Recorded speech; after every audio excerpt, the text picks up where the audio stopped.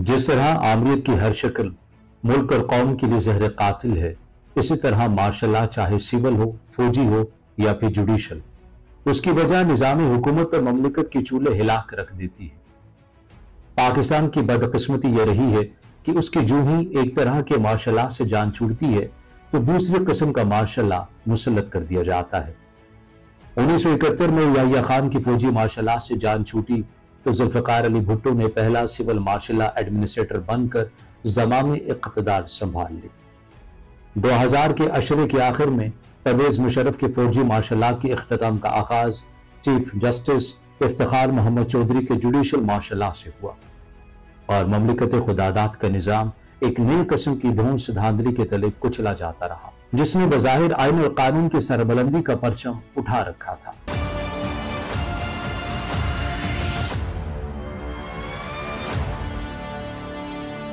PTI वाले नवाज शरीफ के तर्ज हुक्मरानी पर सिविल मार्शल लॉ एडमिनिस्ट्रेटर की भक्ति कसते हैं तो नून लीग वाले इमरान खान के 3.5 साल दौरे इक़्तिदार को बदतरीन शख्सी आमरीत के मुतरादिफ करार देते हैं। दूसरी तरफ पीपल्स पार्टी के मुखालफिन का कहना है कि सिंध में जरदारी आमरीत पंजे गाड़े हुए है।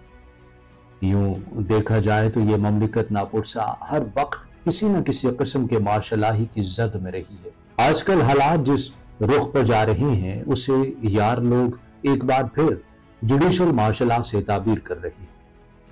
और ये पेश गोइयां की जा रही हैं कि इस बार 2000 के अशरे के आखिर वाले तल्ख तजर्बे की रिवर्स इंजीनियरिंग होने जा रही है। यानी 16 साल पहले मामला फौजी मार्शल लॉ से जुडिशल मार्शल लॉ की तरफ गया और आज मुल्क के जो हालात है वो जुडिशल मार्शल लॉ से फौजी मार्शल लॉ की तरफ जाने वाली बात नजर आ रही है।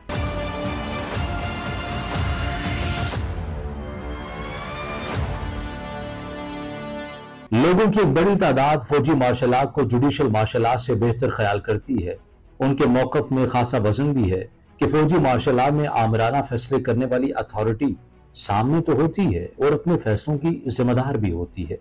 लेकिन जुडिशल मार्शल लॉ एक तरह का प्रॉक्सी मार्शल लॉ होता है। एक आमरीत मुसल्लत तो की जाती है लेकिन भेस बदल कर, और अपने फैसलों की जिम्मेदारी भी नहीं ली जाती। बास केसेस में तो जुडिशल मार्शल लॉ को ग्लैमराइज करके हक गोई का मुकद्दस लहबादा पहना दिया जाता है। यानी मामला कुछ इस तरह का बन जाता है कि किसे खबर थी कि लेकर चरागे मुस्तफवी जहां में आग लगाती फिरेगी बू लाहबी।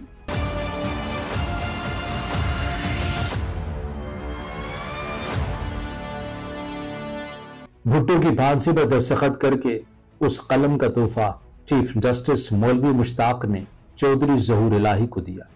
लेकिन इस फैसले की तमाम तर जिम्मेदारी फौजी सदर ज़ियाउल हक पर डाल दी गई। नवाज शरीफ का अकामा निकाल कर उसे सियासत और हुकूमत से बाहर करने वाले जस्टिस आसिफ सईद खोसा और जस्टिस साकिब निसार थे कि जिन्होंने जुडिशल एक्टिविज्म के नाम से एक तरह का जुडिशल मार्शल लॉ नाफिज कर रखा था,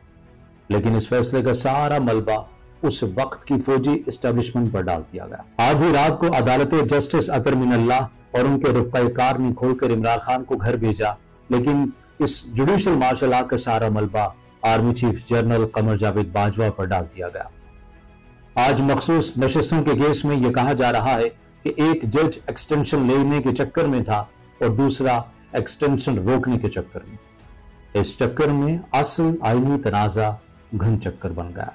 फैसला न उस फरीक के हक में आया जिसको इलेक्शन कमीशन ने मखसूस नशिस्तें दी थी और न उस फरीक के हक में आया जिसने सुप्रीम कोर्ट में अपील करके ये नशिस्तें मांगी थी,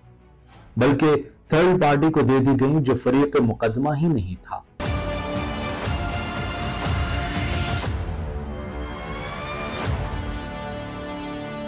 अक्सर लोग ये सवाल उठाते हैं कि आलमी एस्टेब्लिशमेंट के इशारों पर मुल्क में पॉलिटिकल इंजीनियरिंग की जिम्मेदारी हमेशा फौज, ब्यूरोक्रेसी और सियासतदानों पर डाली जाती रही है,